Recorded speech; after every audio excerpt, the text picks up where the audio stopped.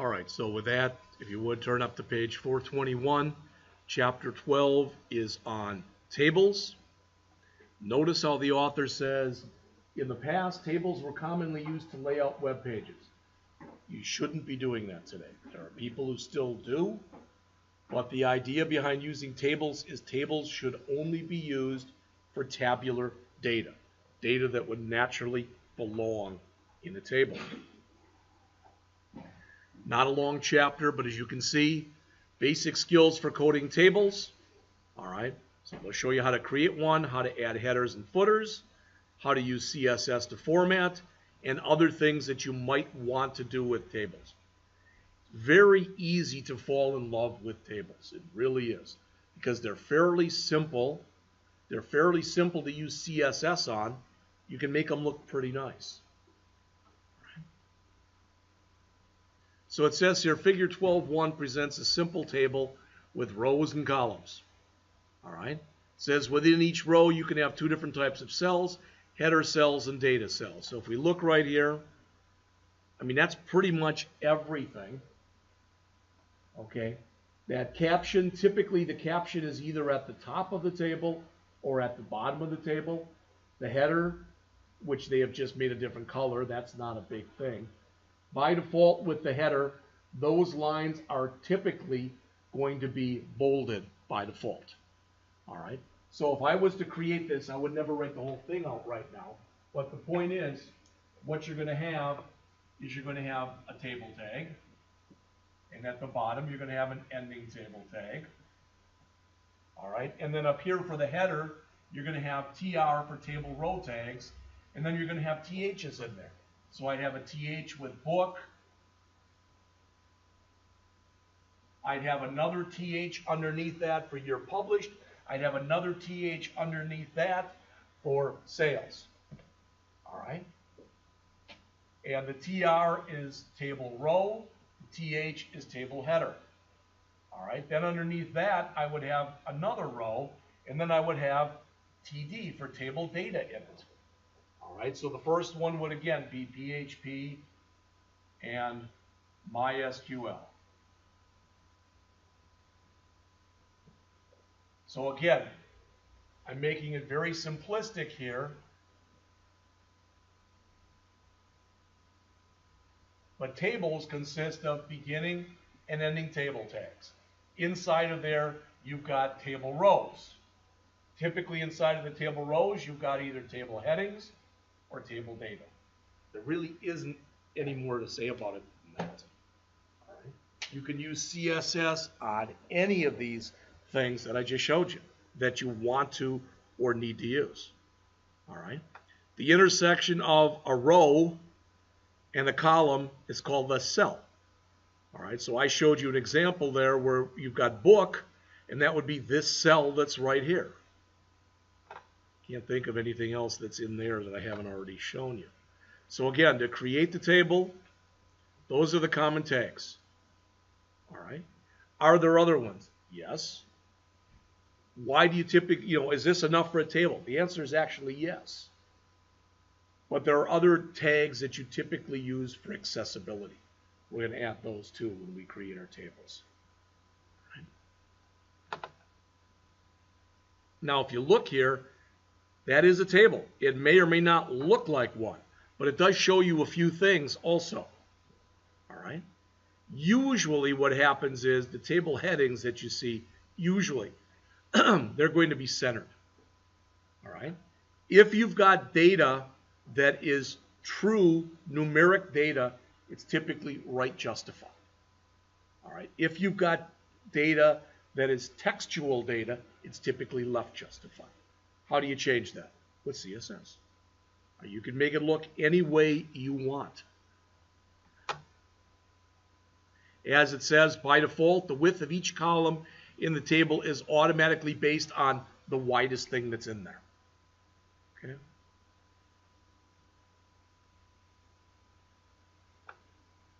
Now, this header and footer, like we already talked about those. No, I did not. There's a T head, a T body, and a T foot. Typically, again, notice how the header that I showed you before is surrounded in a T-head tag. The body is in a T-body tag. The footer is in a T-foot tag.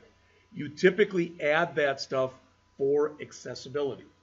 Again, if someone has been blind all their lives, to sit there and have the coolest looking table ever means nothing to them.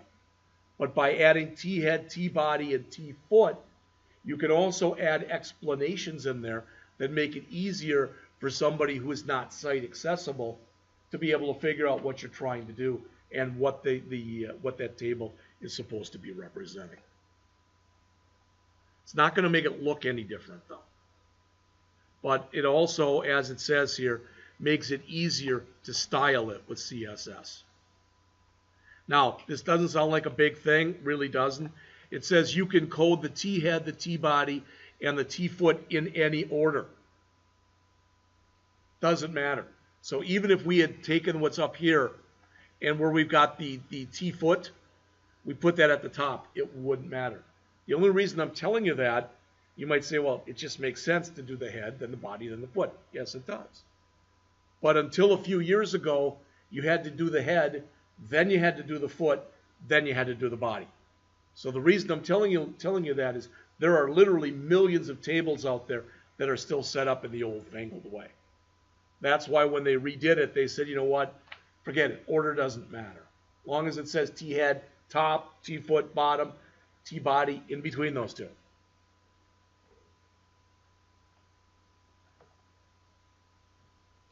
All right, CSS skills.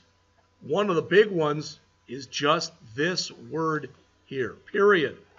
If you put border, all right, you can put a border around the table.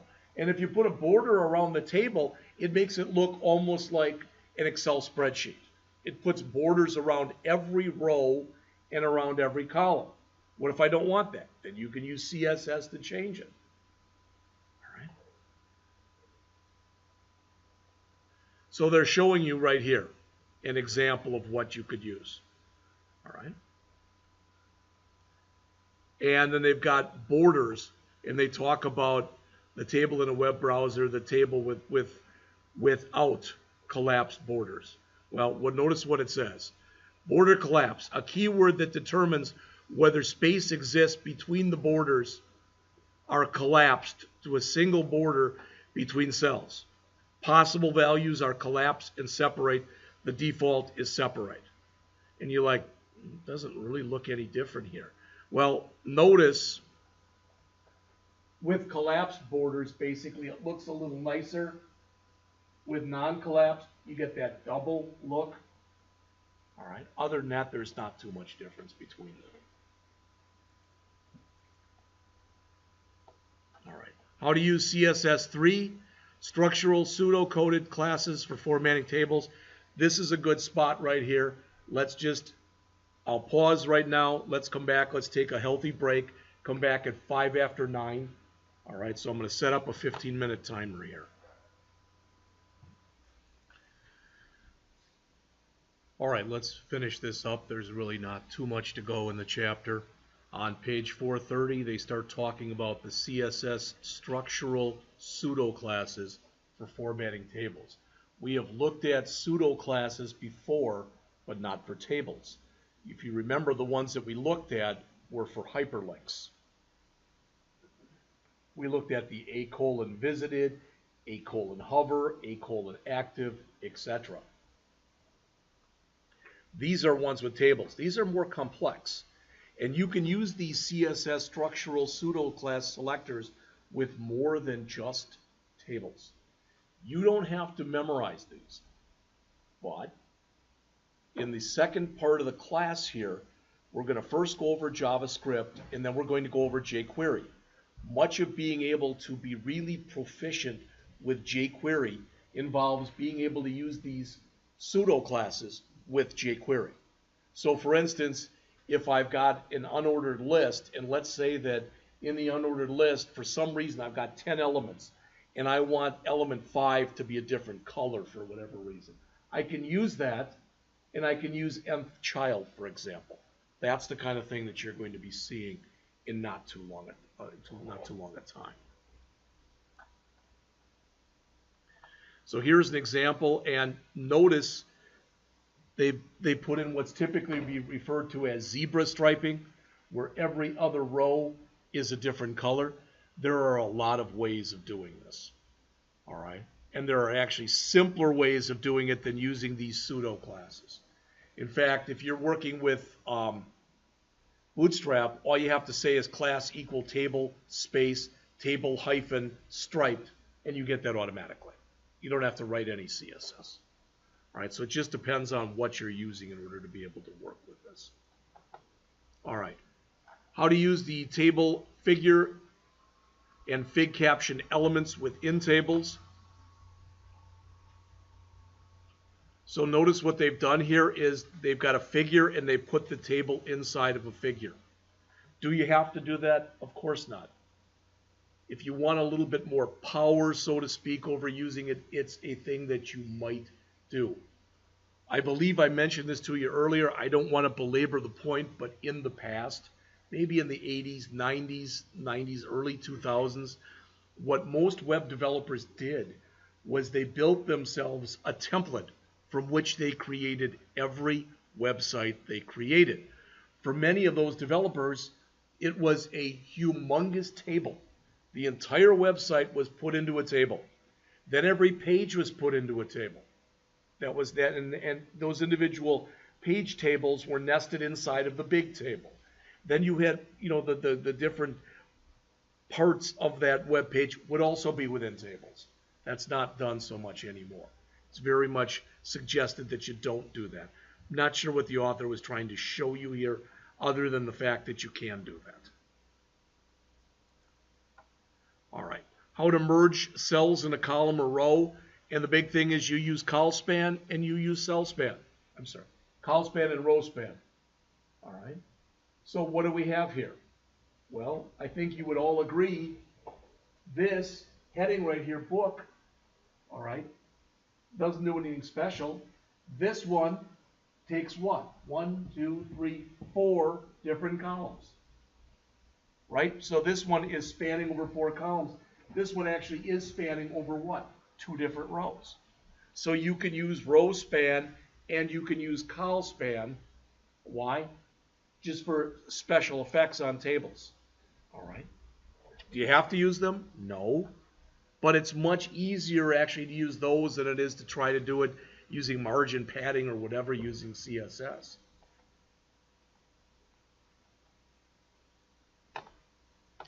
Again, I talked a little bit before with you about accessibility.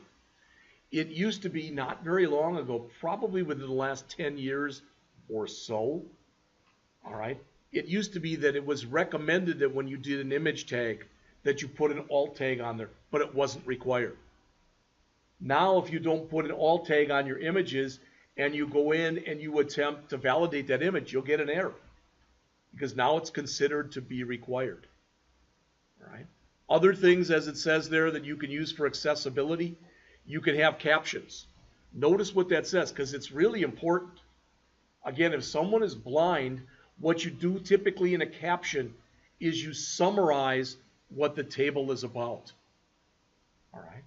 You literally are, for lack of better words, maybe writing a paragraph or so as to what the table is about. I'm going to ask that you do these things. All right? Now, you might think, well, why would you want that? Well, think about this.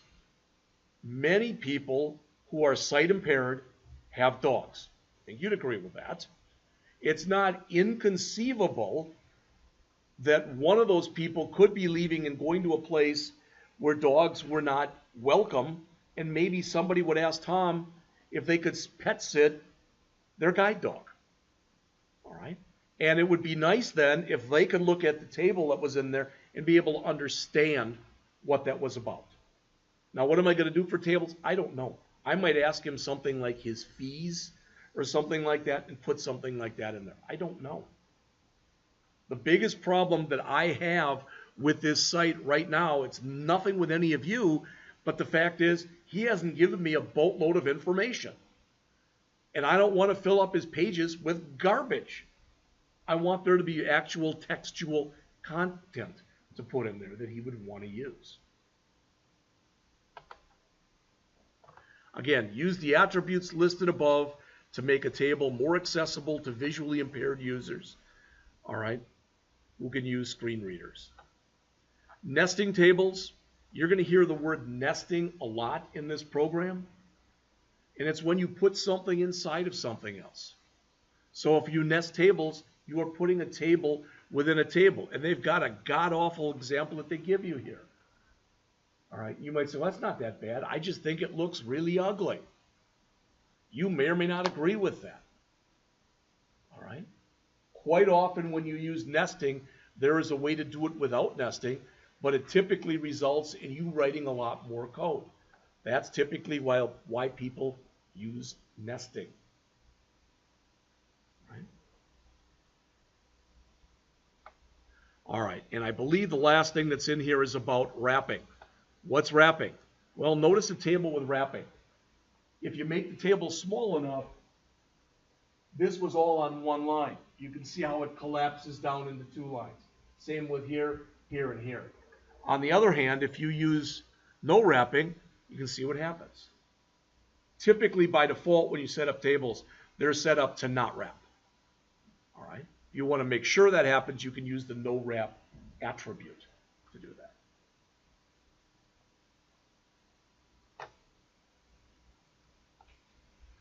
And finally, they say to make a table responsive. How can you do that?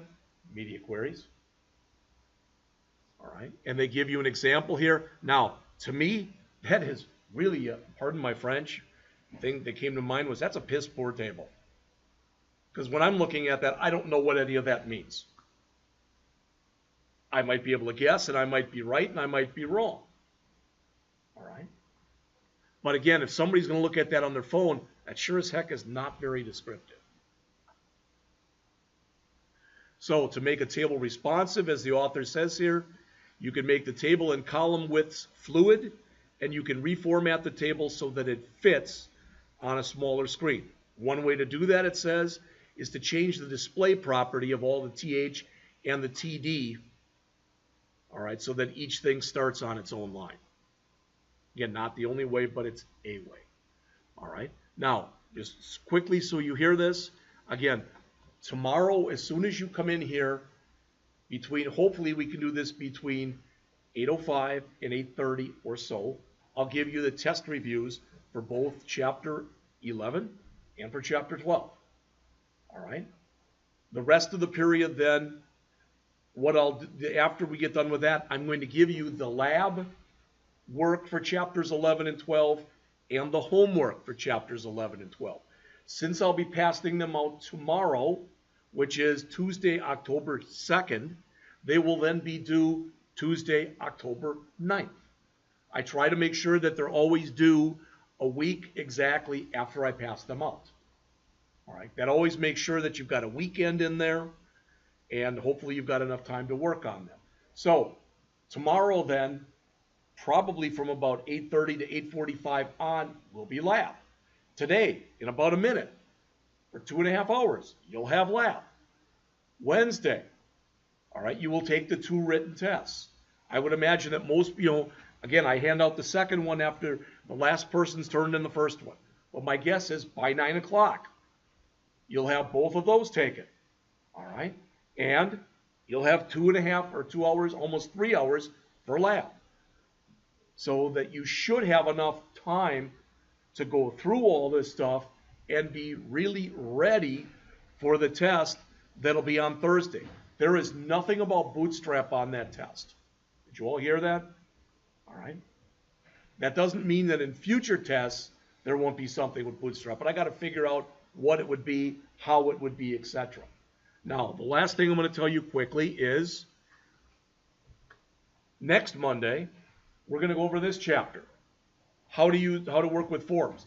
It's not difficult, but there's just a lot of stuff in it. Does that make sense? All right. So we will spend a good part of the period next Monday on that. The other one that we will go over, it's also maybe the longest chapter in the book, is we will also go over, Chapter 14. Which is how to add audio and video. Okay? After I get done with that, I don't know if we can handle all those in one class period or not. Both of those. All right? But after we get done with that, this is what I want you to hear. All right? What I'm going to do is I'm also going to go over Chapter 15, how to work with fonts and printing, and Chapter 16, which is on working with CSS, transitions, transforms, animations. The stuff from 15 and 16 will not be on any test. But if you decide, you can do some cool stuff with CSS. You make stuff fade in, fade out, move around on the screen. You might want to do that. All right, so I'm going to show you how to do it. This is not the only way you can do it. It's much easier to do it with jQuery. We'll talk about that, but it won't be for a good month or so before we do that. So the reason I'm telling you that is after we get done with that, well, then what's left?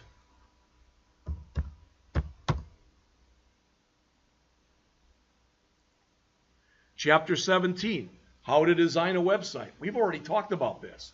We've talked about users and readability. We've looked at some guidelines, etc. But I will go over that very quickly, probably in 15 minutes or so. All right. Then the next chapter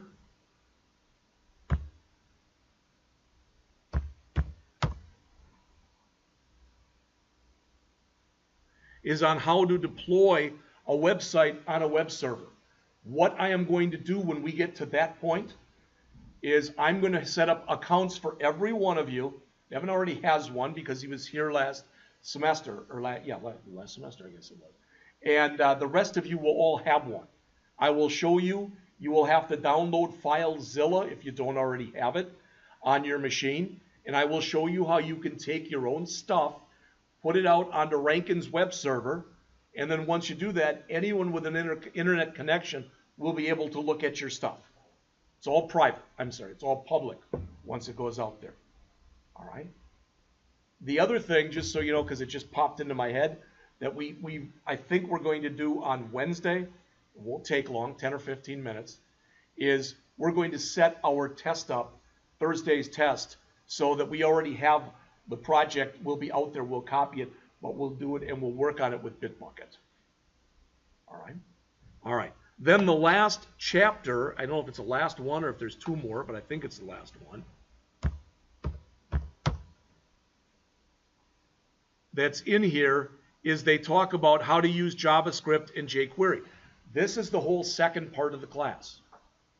But I don't think it'd be a bad idea for us to go through this chapter. It would be basically a very quick introduction into it. So at least you would be able to see the kind of stuff that we're going to be going through at the end. All right?